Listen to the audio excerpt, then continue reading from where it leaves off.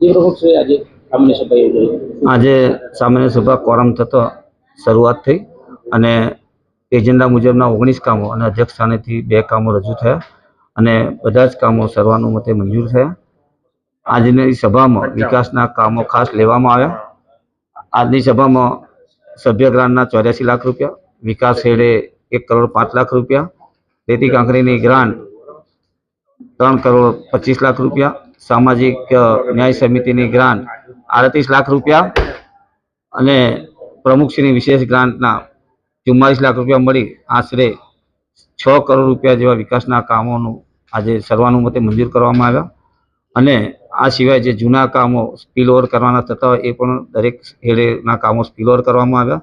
અને one nation one election એનો પણ એક ઠરાવ આજે રોજ પસાર કરવામાં આવ્યો કે એક ચૂંટણી આખા દેશમાં થવી જોઈએ એ બાબતનો પણ આજની સામાન્ય સભામાં ઠરાવ કરવામાં આવ્યો. આ સિવાય કોર્પોરેશન વિસ્તારમાં આવતા રસ્તા એ કોર્પોરેશનને સુપ્રત કરવામાં આવ્યા અને બોરસદ નગરપાલિકાના 2 રસ્તા બોરસદ નગરપાલિકાને સુપ્રત કરવામાં આવ્યા.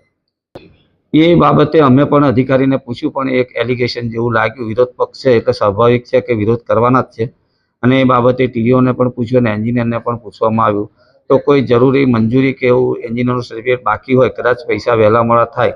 બાકી એ ભાઈના હજુ પૈસા ચૂકવ્યા નથી પણ અમે પણ ટકોર કરી કે આ પૈસા વહેલામાં વહેલી તકે ચૂકવાઈ જવા જોઈએ.